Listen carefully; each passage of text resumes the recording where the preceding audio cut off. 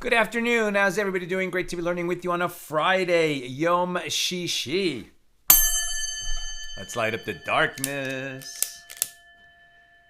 A new wisdom candle. Who's in the house? Bella in Florida, Joe in the Inland Empire, Melissa in Great Neck, Bill in Missouri, Nancy, North Carolina, Gordo in Scotland. Must be Friday. Always good to see you here, Gordo. Lorraine in Texas, Chaim in Florida, Ellen, Southern California, Elise in Virginia. Welcome, everybody. Today's episode of AT Daily is sponsored by Mitch Banchik, who says, I love reading the weekly newsletter, the AT newsletter, and listening to the jokes on Instagram. I recently stopped working on Shabbat. Baby steps, and AT has most definitely played a part in that decision. Thank you both for all your efforts, your insights, and most importantly, your inspiration. I would like to dedicate the Torah video, this class, in memory of my grandfather, Charles Umlas. Charlie was a World War II veteran who lived for his family. He was the best grandfather a kid from the Bronx could have hoped for. What a beautiful dedication.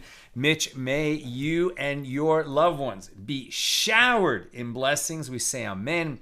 May your grandfather Charlie rise even higher in the world of souls. Have a great aliyah. We say amen. And thank you for enabling us to share more Torah with more people around the world. If you want to sponsor an episode of AT Daily, donate.accidentaltalmudist.org. Big announcement. I'm going to make a video about, I just made the video. I'm going to release it a little while after the show.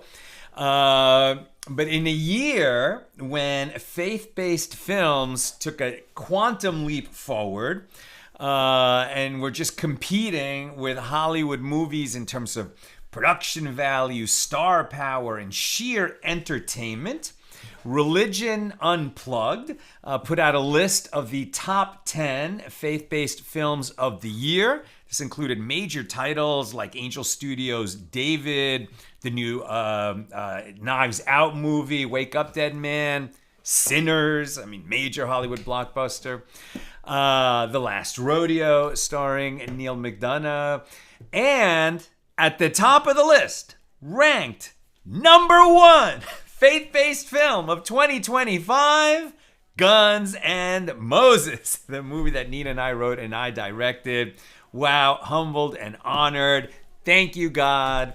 Thank you, cast and crew. Thank you, Religion Unplugged.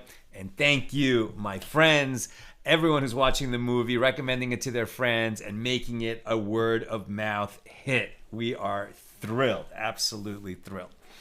Let's do some learning, some beautiful learning.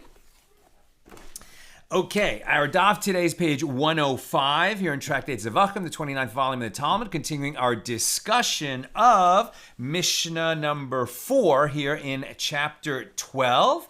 We're getting into the nitty-gritty, right? We started by saying in this chapter, okay, the priests receive certain portions of the offerings, especially the meat, for example, of a sin offering. What if the offering was disqualified? Well, if it makes its way to the altar, it's also going to make its way, then the edible parts will be eaten by the priests. What about the hides? The hides go to the priest, but if it was disqualified, depends when it was disqualified, and questions like this. Okay, we picked this up near the bottom of page 104b. Rabbi Elazar raises another dilemma. With regard to bulls that are burned and goats that are burned, right? What are we talking about? Bulls that are burned and goats that are burned. That means inner sin offerings whose blood is sprinkled inside the sanctuary. And none of it is burned neither on the altar nor consumed by anybody.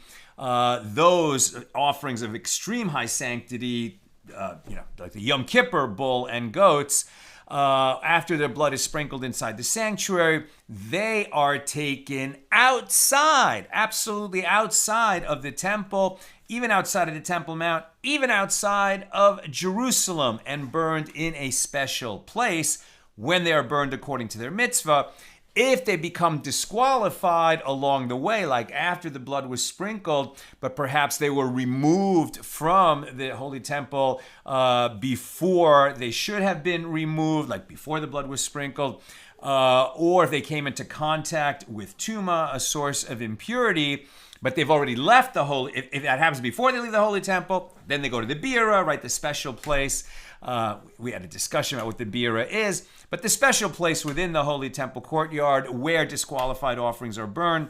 But if it became disqualified after it left the Holy Temple and before it reached that special place outside of Jerusalem, then there was a special place for that particular thing. I think that was on the Temple Mount, but not in the Holy Temple. Okay, so that's the bulls that are burned and the goats that are burned. Rabbi Elazar raised another dilemma. With regard to the bulls that are burned and the goats that are burned, if the majority of the animal's body emerged from the temple courtyard, right? So while offerings, even disqualified offerings, are in the temple courtyard, and that's why they're burned there, they do not impart tuma. Even though it's the carcass of a dead animal, they do not impart tuma. No, it's not a carcass, I guess, and it's not an avela, but it's still, a dead animal. And once it's disqualified, then it wasn't slaughtered for the right reason, so to speak. But nevertheless, within the Holy Temple courtyard, they do not transmit tuma. They do not make people that come into contact with them tameh. However, for these bulls and goats that are burned, once they leave the Holy Temple courtyard, the Torah even says that they will make the person, the priest, let's say, who is in charge of their burning in that special place, he will become tameh. His garments will become tameh. He'll have to immerse. It's not severe tuma. It's not like corpse tuma. So he'll have to immerse in the mikvah, wait for nightfall, and then he can return into the Holy Temple, since tameh people can't enter the precincts of the Holy Temple. So, since they impart tuma once they leave the courtyard, what we were talking about at the end of yesterday is, well, exactly when have they left the courtyard? And in the Mishna, it even says that these animals were carried on a pole. You've seen that image in movies and stuff, right? The front legs and the back legs are kind of like tied together and draped over the pole. The animal is hanging beneath. So and there's a guy in the front and a guy in the back holding the pole. So when they leave the Holy Temple, right, the pole, the front of the animal and the front of the pole is going to leave the Holy Temple before the back of the pole and the back half of the animal. And since it's becoming tameh as it leaves, you can have a situation where the guy carrying the front of the pole, he's standing outside the temple. The one who's carrying the back of the pole is still inside the temple. And if they freeze, right, as they're leaving and then say, oh, we made a mistake, go back in.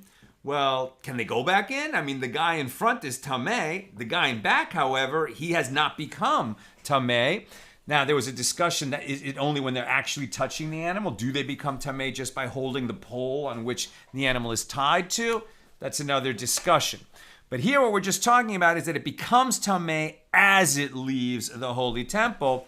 And if for some reason the process stops and the animal is only half out, well, did the animal become tameh? Or you can't have a situation where part of an animal is tameh and part is not. I mean, unless it's been butchered and the pieces have been separated from each other. But if the animal is still whole, then you can't have a half tameh animal. So at what point does it become tameh? That's what they're asking now. Ritually impure.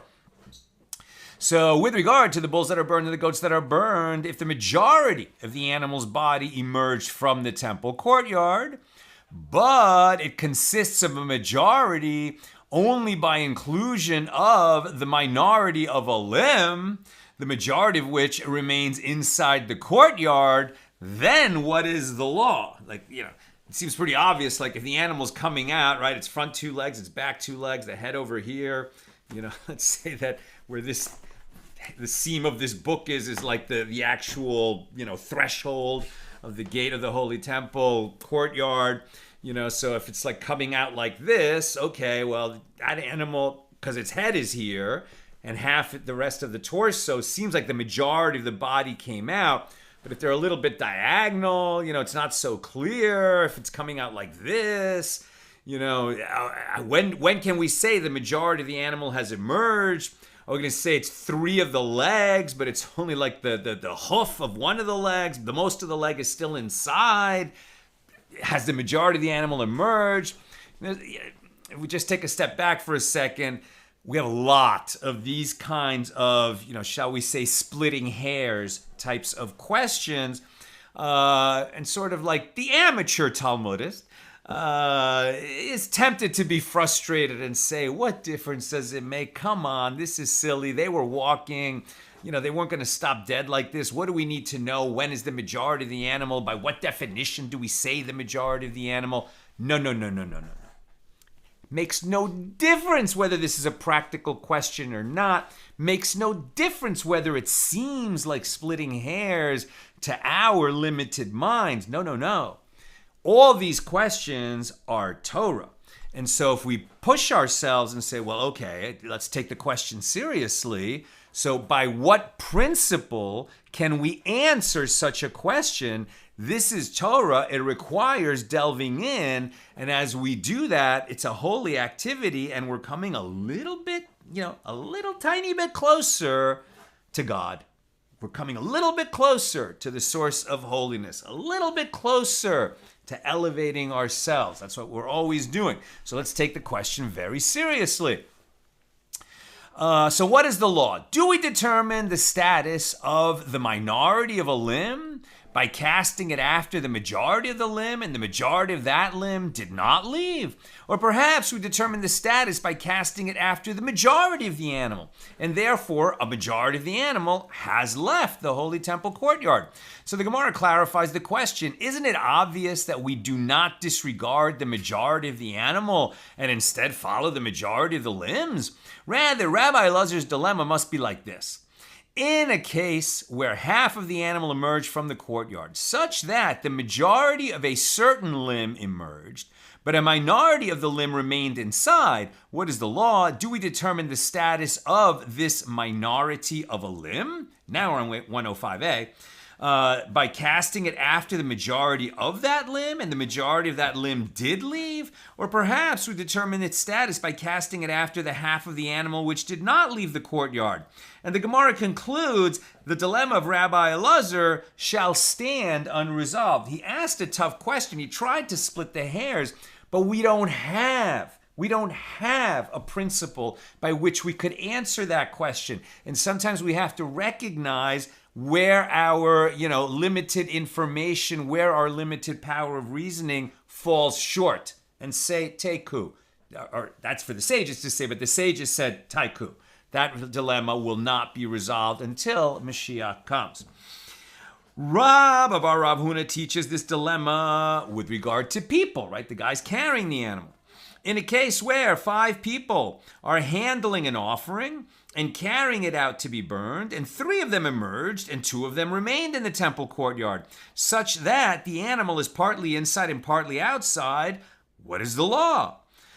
Do we follow the majority of the people who are handling the offering, who have left the courtyard, or do we follow the animal, the majority of which did not yet leave? And that dilemma also shall stand unresolved. Rabbi Elazar raises another dilemma.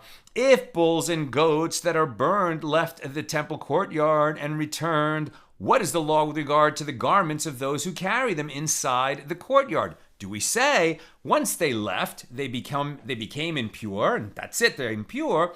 Or perhaps, since offerings don't impart impurity when they're inside the temple courtyard, even though this offering left, once it came back, it can't impart impurity once it's back. Or perhaps once they return and they do not render garments impure. So Rabbi Abba Bar Memel says, come and hear the Mishnah. They would carry the bulls and the goats that are burned suspended on poles. When the first person carrying the front of the pole emerged beyond the wall of the temple courtyard, and the latter ones did not yet emerge, the first ones, who emerged beyond the wall of the temple courtyard, render their garments impure. They are tameh until they are tameh. The first ones who emerge beyond the wall of the temple courtyard render their garments impure, but the latter ones do not render their garments impure until they leave the courtyard.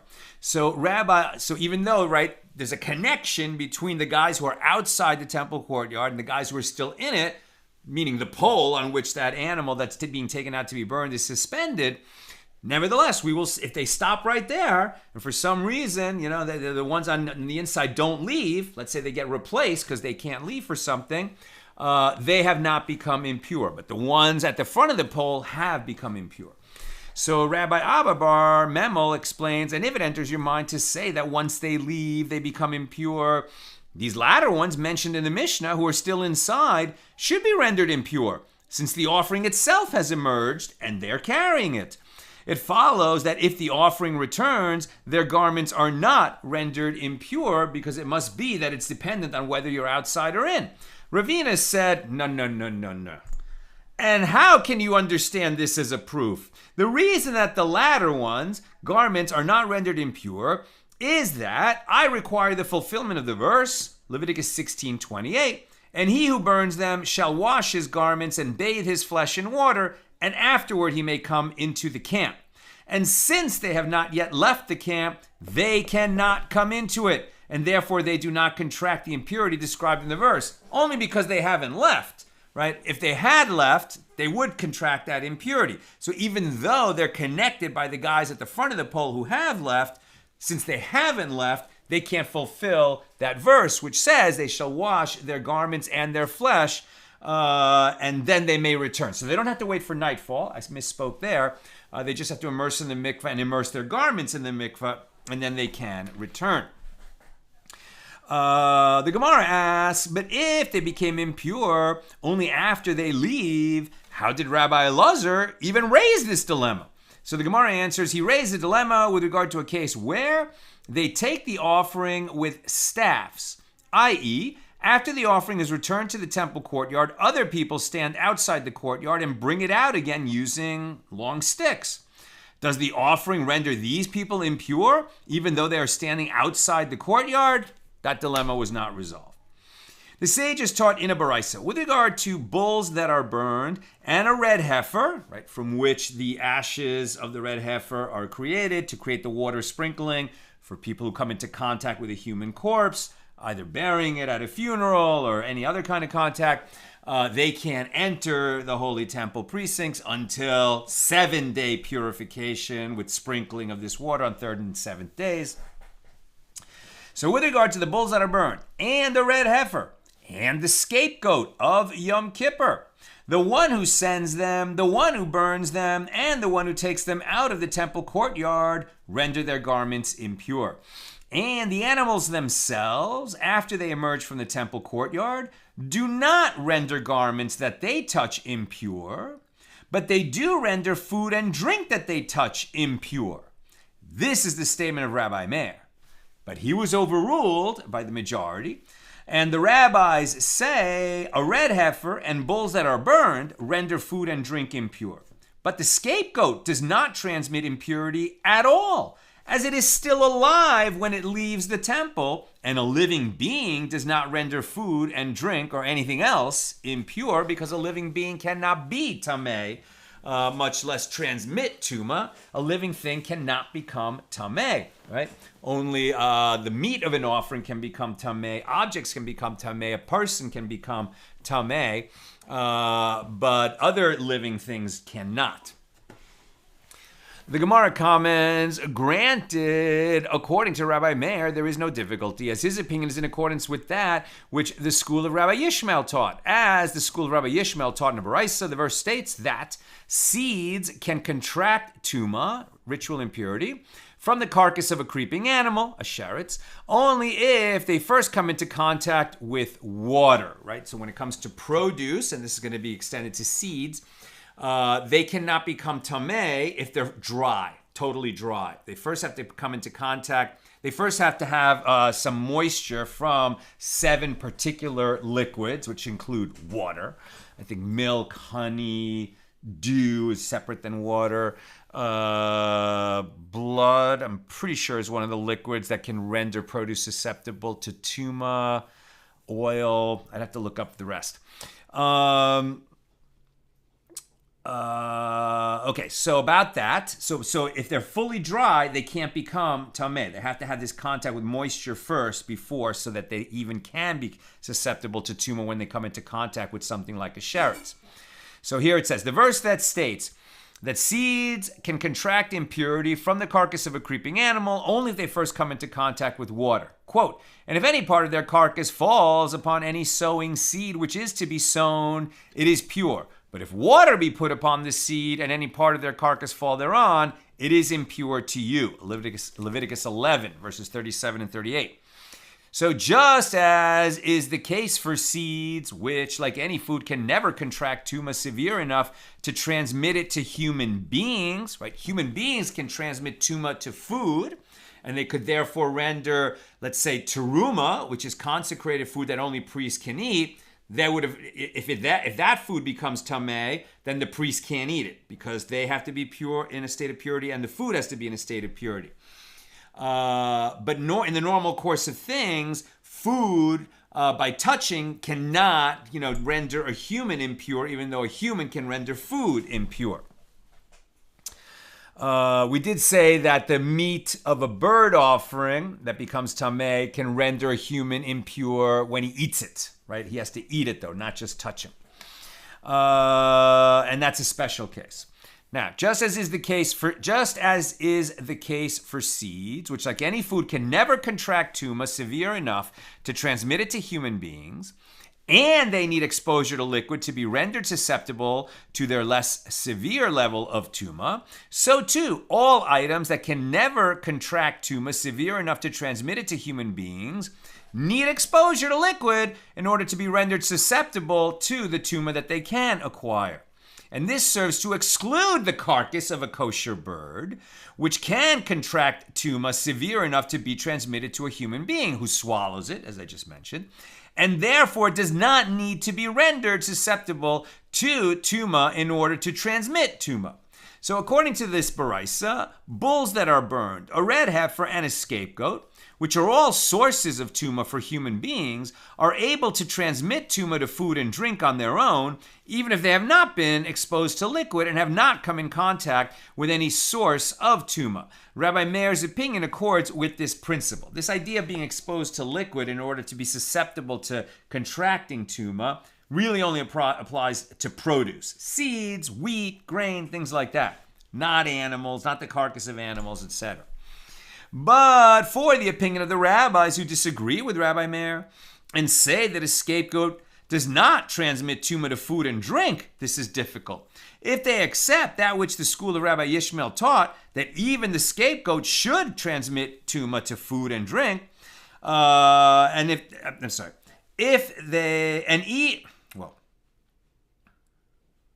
So if they accept that which the school of Rabbi Yishmael taught, then even the scapegoat should transmit impurity to food and drink. And if they do not accept that statement, then from where do we derive that even a red heifer and bulls that are burned transmit tuma to food and drink? When Rav Dimi came to Bavel from Eretz Yisrael, he said, the sages in the West, meaning in Eretz Yisrael, say, the opinion of the rabbis who disagree with Rabbi Meir is that bulls that are burned in a red heifer need to contract tuma from somewhere else to be able to transmit impurity to foods. Since the scapegoat cannot contract impurity as it is alive, it cannot transmit impurity. Now, this is interesting because when you say that the bulls that are burned need to contract impurity before they can transmit it to food and drink, let's pause on that for a second. We know, this is what we've been reading in our Mishna, that the bulls that are burned, the goats that are burned, right, inner sin offerings, blood sprinkled in the sanctuary, not on the outer altar. The procedure for them is that after that blood has been sprinkled, they need to leave the holy temple. And once they leave the holy temple, the one who's carrying them, he becomes tameh and his clothes become tameh. He has to immerse and he has to immerse his garments in order to purify them before he can return to the holy temple. So the bulls become, those bulls and goats that are burned become a source of tumah that imparts tumah to a human and to his garments. But what they're saying here is it does not impart tumah to food and drink. It could impart tumah to food and drink, but only if that carcass first contracts tumah from somewhere else. The inherent tumah of the bulls and goats that are burned, which imparts tumah to the one carrying it and burning it, will not transmit that tumah to food and drink. It would need to catch it, so to speak, from somewhere else before it could impart it to food and drink. Rabbi Elazar raises another dilemma. With regard to bulls and goats that are burned, what is the law as to whether they can transmit tumah to food and drink while they're inside the temple courtyard before they leave, as they do outside afterward? Okay, well, he's saying they do transmit to food and drink. Okay, let's hold on that. Is an offering that has not yet left the temple considered as if it were an item for which a necessary action has not yet been performed, i.e. because it has not yet become a source of tumah to those who carry it? It also does not transmit impurity to food without being rendered susceptible by coming into contact with a liquid and then coming into contact with a source of tumah? Or perhaps no, because the offering will become a source of tumah to those who carry it once it leaves the temple. It already transmits impurity to food without being rendered susceptible, right? They're now saying that there's no reason why those animals would render food and drink tameh before it leaves the temple just because it came into contact with food and drink. It would have to receive some kind of tumah, like for instance, a priest dropped dead, right? And that corpse came into contact with this bull that's going to be burned. So now it's disqualified and it has become tameh, or has it, right? That's what he's asking. Does it have to come into contact with a liquid like produce before it could become tameh and thereby transmit that tumah to food and drink? I'm guessing no, because right, we're not going to say that bulls that are burned is going to become like produce, unlike all the other animals that don't need to come into contact with liquid before they become tameh in order to transmit it. But let's see. After Rabbi Elazar raised the dilemma, he then resolved it. An offering that has not yet left is considered as if it were an item for which a necessary action has not yet been performed, like becoming into contact with liquid. But we're not going to actually require contact with liquid. The action that has not yet been performed for the bulls and goats that are burned is leaving the temple, right? That's when they become a source of tumah to those who carry them. Until they leave the temple, they're not tameh and they don't impart tumah. An offering that has not yet left is considered as if it were an item for which a necessary action has not yet been performed, and it does not transmit tumah to food without being rendered susceptible. New topic. Rabbi Abba bar Shmuel posed another dilemma to Rabbi Chia bar Abba.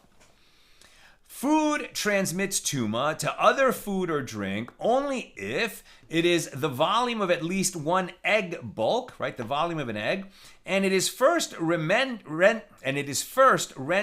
susceptible to impurity. The carcass of a kosher bird transmits impurity to a person who swallows it, even if it is of the volume of at least one olive bulk, a smaller volume than an egg bulk. And even if it has not been rendered susceptible to tumah. So according to the opinion of Rabbi Meir, that the carcass of a kosher bird transmits tumah to other food without first being rendered susceptible to impurity. So what is the law as to the requisite measure? Does the carcass of a kosher bird transmit tumah to food, even if it is the volume of an olive bulk, as it would to a person? And the Gemara clarifies, do not raise the dilemma in a case where the carcass lies on the ground, as in that case it certainly must be of the volume of an egg bulk minimum, like any other impure food. And do not raise the dilemma in a case where a person holds the bird's flesh in his mouth, as it may be swallowed and transmit tumah to him, even if it is only the volume of an olive bulk. In this case, it certainly transmits tuma to food in the same measure. When do you raise the dilemma? Raise it in a case where he holds the bird's flesh in his hand, when the flesh has not yet been brought close to being swallowed. Is it considered to be like an item for which a necessary action has not yet been performed, in which case it is considered a normal food and must be the volume of an egg bulk, or perhaps not? After Abba Bar Shmuel raised the dilemma, he then resolved it. Even if the carcass of a kosher bird has not yet been brought close to being swallowed, it is still not considered as if a necessary action has not yet been performed, and then olive bulk is sufficient to transmit tuma to food and drink. Now, recall that our topic here, our tractate, is not about tuma.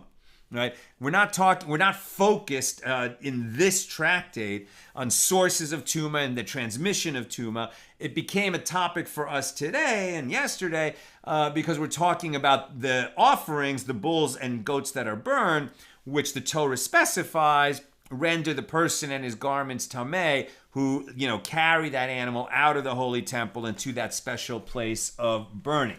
Having mentioned this topic and when those animals actually become tameh and impart tuma, we're doing a little bit of a digression on this subject, but it's not our focus right now. We're on 105b. Rabbi Chia bar Abba raised an objection to Rabbi Abba bar Shmuel based on a Mishna in Taharos 1:1. 13 matters were stated with regard to the carcass of a kosher bird, and this is one of them. In order to be susceptible to tuma as a food, it requires a person's intention that it be eaten, and it does not need to be rendered susceptible to such impurity by contact with liquid, and it transmits tuma of food in the amount of an egg bulk. In accordance with whose opinion is this Mishnah? What? Is it not the opinion of Rabbi Meir? If so, he holds that an egg bulk of a carcass of a kosher bird is necessary to transmit tuma. The Gemara responds, no. The Mishnah is the opinion of the rabbis who disagree with Rabbi Meir. And the Gemara challenges this and says, but the first clause of that Mishnah teaches in order to be susceptible to tuma as a food, it requires a person's intention that it be eaten, and it does not need to be rendered susceptible by contact with liquid. And from whom do you learn this reasoning? From Rabbi Meir, as it was taught in the Baraisa on page 105a, right, earlier today. And since the first clause is the opinion of Rabbi Meir, it follows that the latter clause would also be the opinion of Rabbi Meir in that Baraisa. We see this all the time. Can a single Baraisa reflect the contradictory opinions of two different sages, or a sage and the majority who disagree with him? Or should we assume that since it's worded as a Baraisa, it must be one person's opinion? And very often we said, no, it can reflect two different opinions. The Gemara responds, are the cases comparable? Must both clauses be the opinion of the same Tana? This case is as it is, and that case is as it is. If the law ended up there, according to the understanding of the sages at that time, it could be that the first clause is the opinion of one and the second clause is the opinion of another.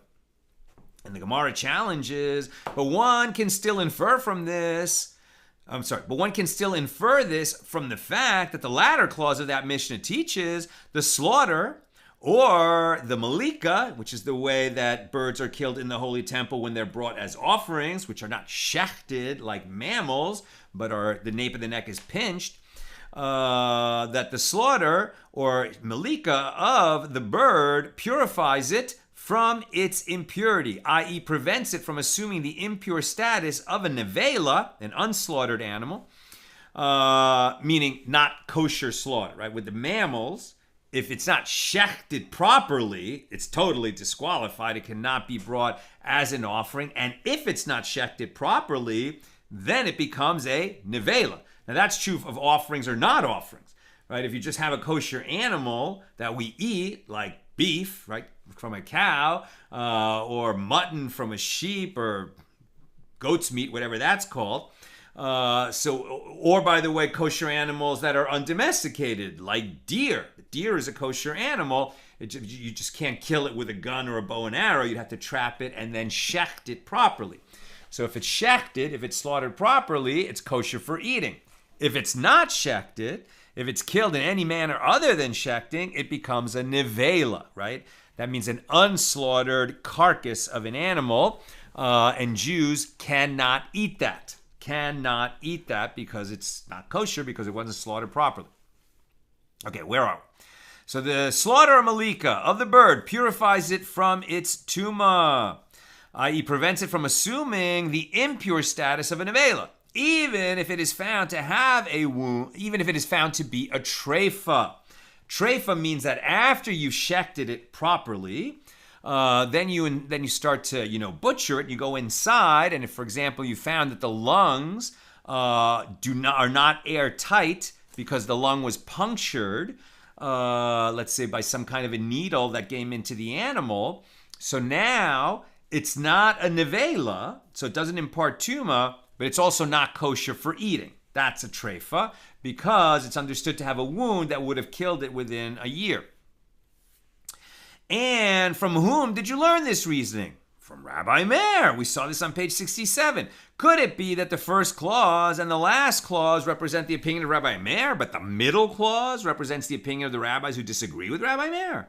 And the Gemara says, yes, the first clause and the last clause represent the opinion of Rabbi Meir, and the middle clause represents the opinion of the rabbis. That's the way it is. Next topic. Rav Hamnuna said to Rabbi Zera, do not sit down until you tell me the resolution of this matter.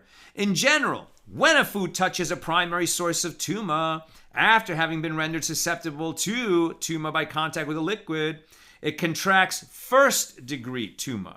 If it then touches another food, it imparts to it second-degree tuma.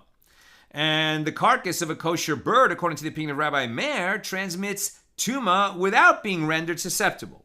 So does one count its first and second degrees of tuma when it touches food or drink, treating it like a primary source of tuma? Or perhaps one does not count first and second degrees of tuma, but rather treats it as a food with first degree tuma, which imparts second degree tuma. So Rabbi Zera said to him, wherever an item can render a person impure through contact, it is considered a primary source of tuma, and one counts its first and second degrees of tuma. And wherever it cannot render a person tameh through contact, one does not count its first and second degrees of tuma. Since the carcass of a kosher bird does not render a person tameh through contact, but only in the throat, right? Only when he eats it, but only by being swallowed, it is treated as a food with first degree tuma. Oh, I'm almost done. Questions or comments, please get them in now.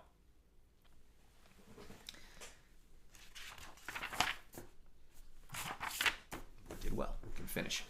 Rabbi Zera posed a dilemma to Rabbi Ami Bar Chia, and some say to Rabbi Avin Bar Kahana concerning that which we have learned in a Mishna, Taharos 8:8, connections between foods by liquid, i.e. liquids in contact with two foods, a situation that causes the impurity of one food to be transmitted to the other, and their sizes to be combined toward the minimum measure for transmitting tuma, are considered a connection for the lenient tuma of foods, but are not considered a connection for tuma severe enough to be transmitted to a human being.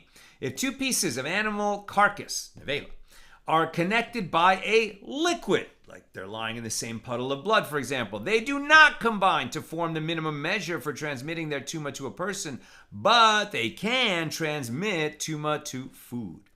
Rabbi Zera asks, if these two pieces of animal carcass come in contact with food, does one count its first and second degrees of tuma and treat the pieces as a primary source of tuma such that the food will impart second degree tuma to other food? Or does one not count its first and second degrees of tuma and treat the animal carcass as food with first degree tuma? Rabbi Zera said to him, wherever an item can render a person tameh, one counts its first and second degrees of tuma, and wherever it cannot render a person tameh, one does not count its first and second degrees of tuma, since the pieces of nevela, carcass, cannot transmit their tuma to a person. They are treated as food with first degree tuma. First and second degree tuma, and there's also third and fourth degree. Very difficult topic, technically super challenging, and we're really only touching on it in passing here. So we're not going to delve too deeply into, what is a food that has both first and second degree? What does it mean to transmit? just get the general principle that some objects can transmit ritual impurity, some cannot, and the tumah that is imparted can have varying degrees of strength, so to speak. And what the real difference is, the thing that receives the tumah, can it then transmit to something else? And so if it's a high enough degree, yes, it can be retransmitted. If it's a lower degree, no, it cannot. That's just the general idea. Not seeing questions today, so that's where we'll knock off. And with God's help, we'll be together again tomorrow night, Motzi Shabbos, after Shabbos ends here in LA. I don't know, that area around 6:30 p.m. by the time I get home from shul, get set up, do Havdalah with the family, etc. May you be blessed to have an uplifting as well as healthy, beautiful, joyful, meaningful Shabbos. May we hear only good news as we enter Shabbos, during Shabbos, and as we emerge from Shabbos. Let us say Amen.